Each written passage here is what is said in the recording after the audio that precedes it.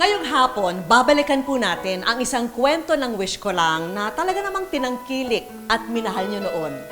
Ito ang kwento ni Douglas, isang masipag na anak na mapagmahal sa magulang. Pero lalaki man ang kanyang katawan, siya na may pusong babae. Sa pagyakap ni Douglas sa tunay niyang katauhan bilang si Ara, mawawala nga ba ang lahat sa kanya, pati na ang kanyang pamilya?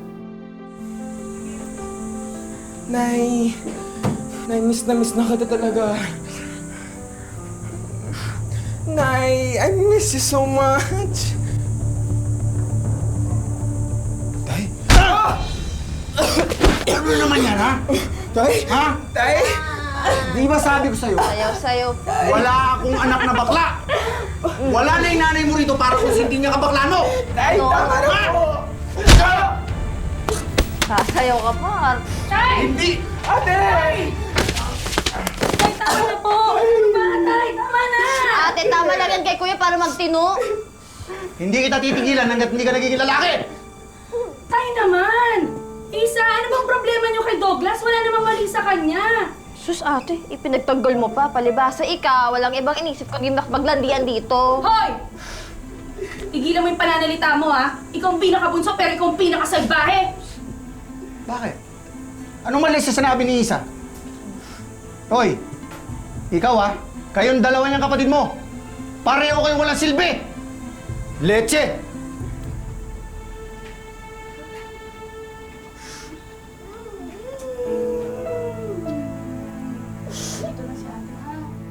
$150? Douglas, Sis! kayo na pa tumawag ang contact mo. Sabi? Ang sabi, natanggap ka daw sa application mo sa Japan bilang isang entertainer. Totoo? Hoy! Last day ko na to! Sale! Buy everything you can! Dinalaki ang mga braso ko. Oh my God! Totoo ba yung narinig ko? Pumunta ka ng Japan? Ikaw pala, Jonas. Oo. Inaayos na yung ticket ko. Edi may oras pa pala ako. Oras? Para saan? Para manligaw. Puro ka talaga biro, Jonas. Hindi ako nagbibiro. Ayaw mo ba sa isang gwapong katulad ko? Lagang lakan ng braso mo. Puro ka buhat. Bagay ka talaga maging kargador. Bakit? Kasi kaya mo bahatin ang sarili mong bangko. Ikaw Pero talaga. biro, priority ko yung tulungan ng pamilya ko. So kung pwede tayo maging magkaibigan. Sige, payag ako. Hintayin kita pagkabalik mo galing Japan. Tapos, tsaka kita liligawan. Ikaw bahala. Sabi mo yan, ha? Oh, Douglas, mag-iingat ka doon, ha? Tatawag ka palagi sa akin para alam kung safe ka na nakarating. Tay, aalis na po ako. Tay, magpaalam ka naman kay Douglas. Matagal mo siyang hindi makikita. Sige. Basta magpapadala ka ng pera para sa pamatrikula ng kapatid mo. Oh, hindi ako nang hingi, ha? Si tate nagutos. Mamaya, isumbat mo pa sa akin, eh. Isa, ba't ganyan ka magsalita? Alis na yung kapatid natin, oh. Magpaalam ka naman ng maayos. Hayaan mo na, ate. Oo, Isa. Tutulong ako sa inyo dito sa bahay. Kasi tay, kahit ano pa nang mangyari, mahal na mahal ko pa rin kayo. Isa, tay. Sige na. Alis ka na. May gagawin pa ako eh.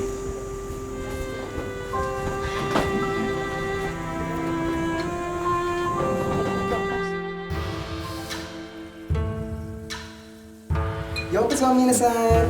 Hey. Hey. Cuma cek.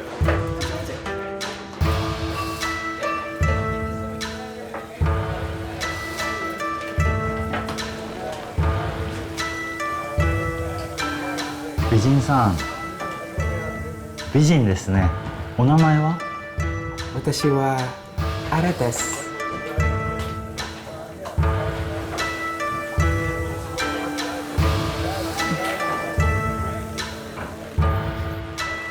僕はレンです。はじめまして。はじめまして。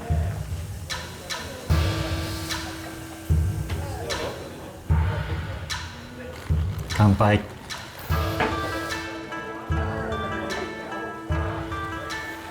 Ren-san, you always watch my performances. Your wife might get mad. だってガールフレンドはいるよ。What's her name? Ara. You're my girlfriend. You're the only girl in my life. Ren-san.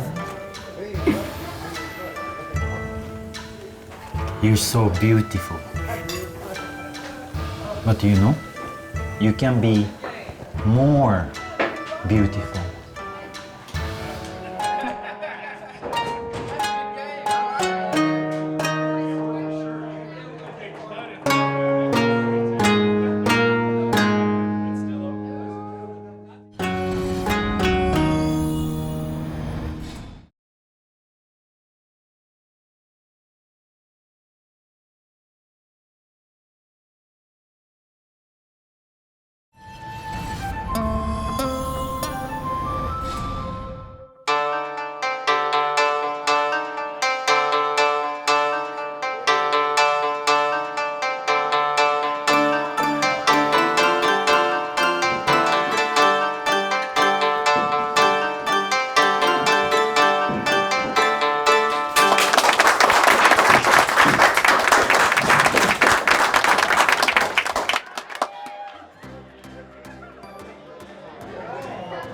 Do I look good? 美人。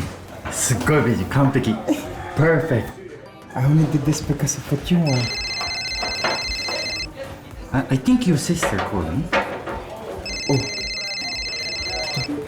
Moshi, ate Rose. Wait, Douglas, thank you sa mga pinadala mo ha. Nakuha na namin. Correction, ate.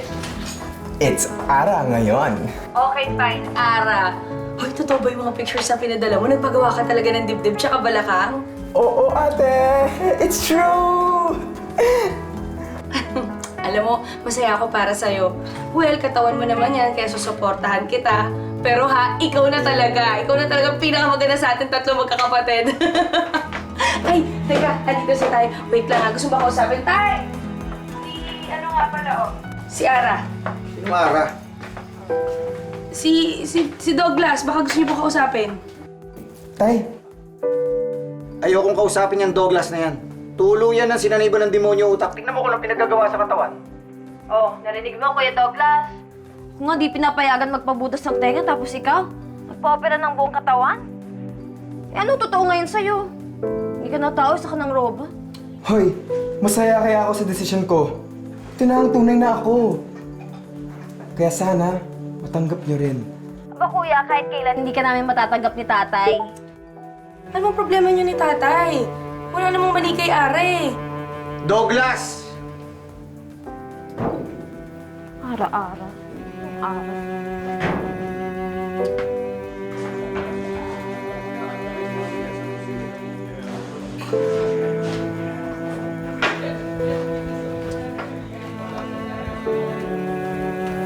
Why you sad, my princess? 大丈夫? Daijoubu desu. I just really miss my mom. Don't be sad. I'm here to make you happy. Arigatou. You're always there for me, aren't you? I thought you'd be here. You said you never come back here. Kato. I'm sorry. ごめん. Excuse me? Who are you? I'm his wife. Ante dare? Ako si... I mean, watashi wa Ara desu. Pinay ka? ah. Eh, puro mga bakla entertainer dito. Hindi ka tunay na babae. Teka lang, wala naman sinabi sa'yo na may asawa siya eh. Pati girlfriend wala. Naniwala ka naman. Bakla ka na nga, tanga ka pa. Ang dami mo kapansanan! Ang kapal ng mukha mo! Mas bawiin mo yung sinabi mo! Ha? Ha? Ha? Talaga? Bumisit ka! Ipapadibad kita! Ipapadibad kita! Papakulong kita!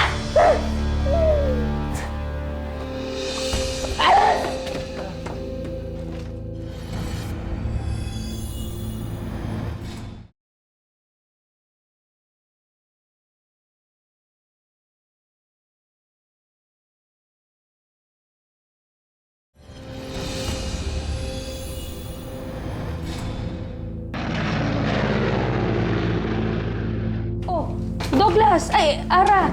Bakit napaaga ata ang uwi mo ha? Akala ko ba sa susunod na taon ka pa? Ano nangyari? Sige, umupo ka muna.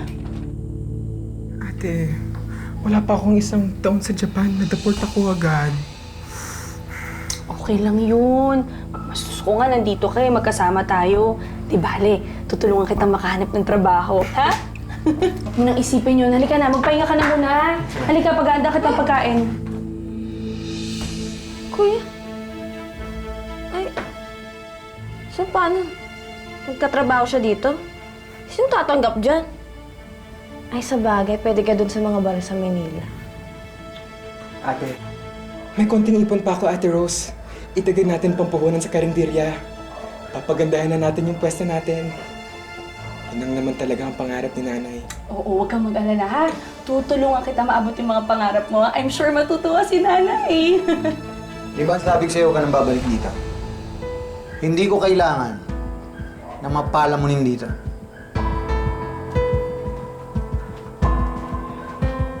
Kahit ano pa ang narating ni Ara ay wala itong halaga para sa kanyang kapatid at ama.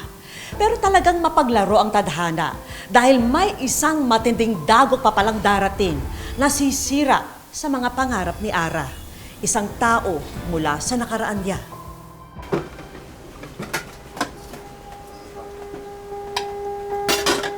Ren? そんなことだと思ったよ。I find you at last. Ren, what are you doing here? I cannot just let you go just like that. Ada, I love you. Ren! Please, please go back Japan with me. Please. Ren! Please. You lied to me! I can't trust you anymore! You ruined my life! Teka, sino ka ba ha? Sino ba to? Ano ba ginagawa nito dito? Ate, siya yung nanloko sa akin. Ano? Kaya ako na-deport. Jonas! Jonas! Dali! Tulungan mo nga kami ni Ara dito. Nandito yung naloko sa kanya sa Japan. Dali! Hoy! Ano ginagawa mo rito? Ha? 日本帰ろう。ね。 Uy! Bitawan mo kami! Umalis ka na dito, ha? Umalis ka na! Huwag sa mangyari, ha? Jonas! Jonas! Ah! Hoy! Anong ginagawa niyo sa asawa ko? Okay ka na? Siya yung kusang pumasok rito. Nanggugulo dito sa loob. Hindi kaya nahanapin sa Pilipinas kung hindi mo na naman nilande! Nagkakamali ka. Tapos na kami. Nagulat na lang kami na bigla nilang sumulpot yan dito. Ikaw ang matatapos at yung negosyo mo! Alam mo, ikaw ang pes sa buhay namin mag-asawa! Hoy! Buwisit ka! Ano ba? Ginagawa mo sa mga mo? Hoy! Ha? Ano na? Tama na! Ano ginagawa niyo rito?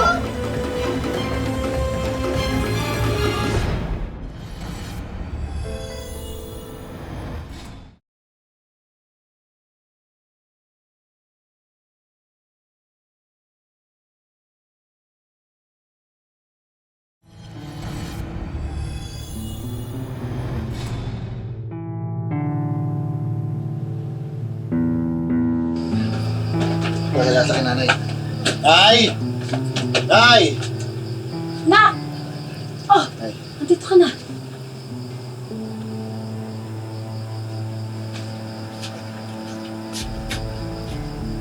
Sino ba yung pumasok sa kukote mo, ha? Alam mo namang hirap na tayo dito. Hindi na natin alam kung saan tayo kukuha ng makakain. Nagsama ka pa ng palamunin? Ay, naku. Nay, parang game set sa girlfriend ko. Kaya nga tinawag na girlfriend dapat babae. Nay, alam nyo, sana matanggap nyo si Ara. Kasi sinusuportahan niya ako eh. Suporta? Paano ka susuportahan nito, ha? Eh, pinalayas nga yan sa kanila. At bali-balita, nagsara na yung kanilang karinterya. Ay, huwag po kayong mag-alala. Hindi po ako magiging pabigat dito sa inyo. May naipon akong pera.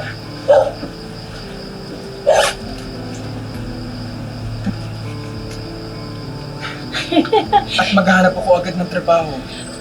Yun naman pala eh. Ba't hindi mo naman kaagad sinabi? Kulang to, ha? Sa susunod, tigdagan mo. O mga suki, bili na kayo. Narito na yung paborito nyo, torta, talong. Ay, bet ko yan. Pabili. Ikaw, Ara, di ka ba mananghalitan? Ayos lang talaga ako. Tsaka, baka masiraan yung katawan ko pag kumain ako ng kumain. Anong busog? Eh, kanina umagaan ka pa nga hindi kumakain. Ayos lang talaga ako. Baka sakaling, tumaba pa ako pagkain mo tayo ng ganyan. Hay nako, ang sabihin mo, sinasainan niya ng Jonas yung kita mo rito sa parlor. Ikaw ang gumagana sa mag-ina, no? Hoy, hindi ha. Tumutulong lang ako kina Jonas. Saka nakakaya naman kung paasa lang ako sa nanay niya, di ba? Alam mo, simula nag-abroad ka, yung si Jonas, walang ginawa kundi mamakla. Hindi naman ganun sa akin si Jonas. Ramdam ko talaga na mahal niya ako. Di ba? Hinihintay niya ako makauwi, di ba? Eh, akala niya kasi, marami kang andal. Eh, umuwi ka rin ng mga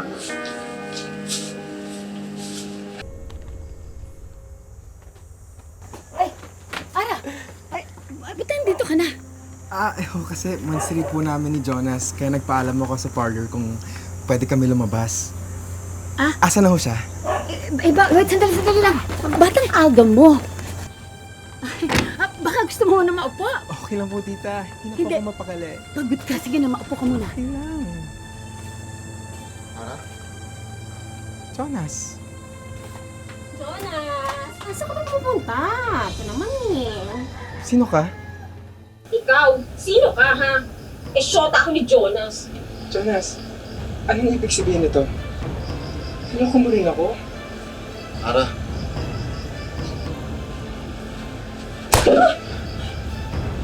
Ikaw, tita? Alam niyo po to? Aba, eh, labas na ako dyan. Hindi ka naman saklaw ang laman ng utak ng anak ko, eh. Jonas, alam mo na nga niloko ko sa Japan. Pati ba naman ikaw? Ara, lalaki rin ako. Siyempre, tunay na babae rin yung hanap ko. Matatanggap mo lang sana yun. Na ano? Ipagpapalit ba na ako? Ikaw babae ka! Hindi mo ba alam na may girlfriend na si Jonas? Alam kong may bakla siya at alam ko din na hindi ka mamahalin ni Jonas. Buwisit ka! Mukha nito? Dingera! Mga hayop kayo!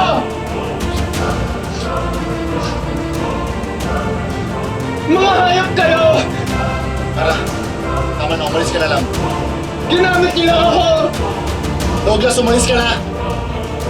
O, lumas ka na dito, ha? At huwag daw mo nang ipapakita yung pangbumukha mo!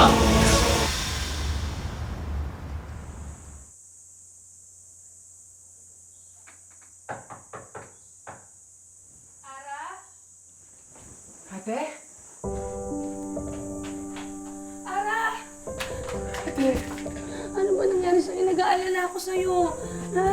Halika na, umuwi na tayo. Asan yung mga gamit mo? Kunin mo na. Ate! Ano bang mali sa akin, ate?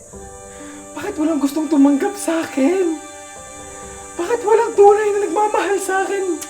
Ara ako. Ha? Mahal na mahal ka ng ate, ha? Kahit si Nani na nasa langit na mahal ka niya tsaka tanggap ka niya. Ate, May diabetes na pala si tatay. Bakit hindi niya agad sinabi sa akin? Ay, matagal ko na nga gustong sabihin sa'yo, kaso kilala mo naman si tatay, ma-pride yun eh. Ayaw niyang ipaalam. Next na ako ah. O, Isa, saan ka pupunta ha? Ba't ka may dala kang bag? Ano? Ano? Isa? Tay, Ano yun? Tay. Ano to? Aalis ka? Nak, Total natigil rin ako sa pag-aaral dahil sa sakit nyo. Maghanap na lang ng trabaho. nak naman. Kung kailan naman ako nabulag, tsaka mo ako iiwanan. Isa anak, kala ko magkakampi tayo. Ano ba?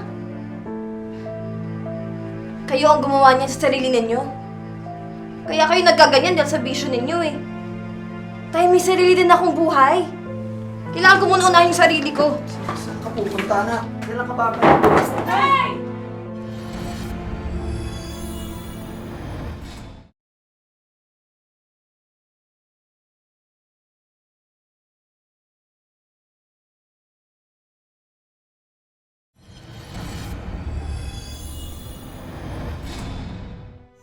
tay.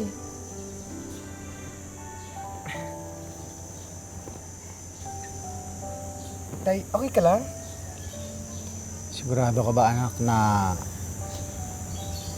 ayos lang ako sumama sa'yo? Oo naman, tay.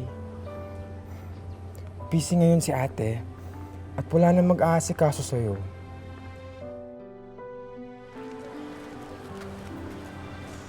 Kaya, simula ngayon, ako na magiging paa at mata niyo, tay.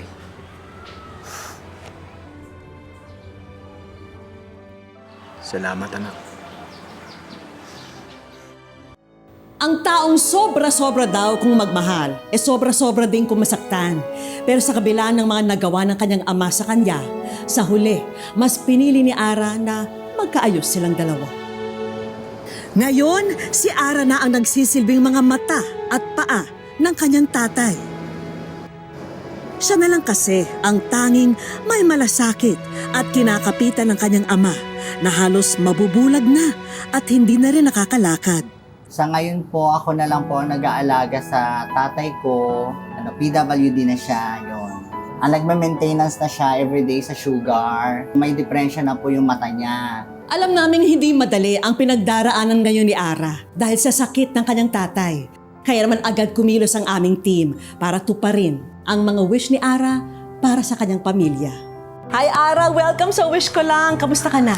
Kamusta si tatay? Ano po, medyo nahihirapan siya maglakad. Di paano yan? Pag nasa work ka, sino nag-aalaga kay tatay? So pag meron po akong home services, ano po, pinapakain ko na po siya ng umaga, nagluluto na po ako. I-ready ko na po yung mga gamot niya. So, gaano katagal ka na mag-isa? Matagal na po. Actually, masaya ako na ako nag-aalaga sa magulang ko. Kasi wala pa siguro naisip ko po na siguro yung talaga yung ano ko, yung obligasyon ko bilang anak. Anak na ganito na transgender. Gaano mo kamahal si daddy mo? Mahal na mahal po. Hindi ko lang masabi sa kanya. Siyempre, talaga pinapakita ko na lang po sa gawa yung. Ara, meron ako ibibigay para sa'yo. Sagot na ng isa sa ating mga kaibigang ophthalmologist ang mga eye check-up para sa nalalabong paningin ng kanyang tatay. Salamat. Thank you po, Ma'am Vicky. Dinagdagan na rin namin yan ng financial assistance para sa medical needs ng kanyang tatay. Yan ay para makabili siya ng mga gamot, no? Para sa kanyang maintenance na sinasabi mo kanina. Yan, sana makatulong sa kanya yan.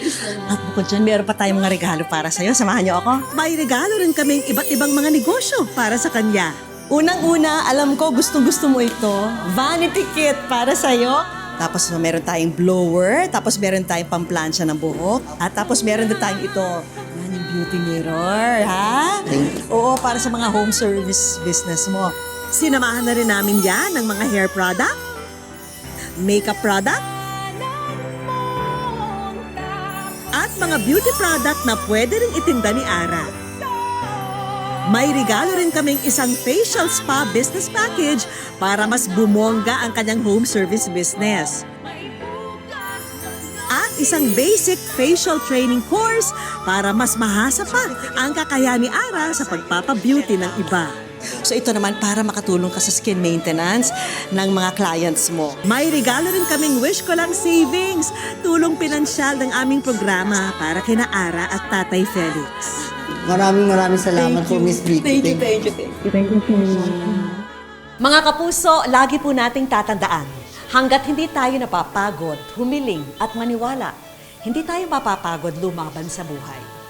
Para sa iba pang mga kwentong itinampok ng Wish Ko Lang, i-follow lang ang Facebook page ng Wish Ko Lang at GMA Public Affairs. Mag-subscribe na rin sa GMA Public Affairs YouTube channel. Ako po si Vicky Morales at ito po ang Wish Ko Lang.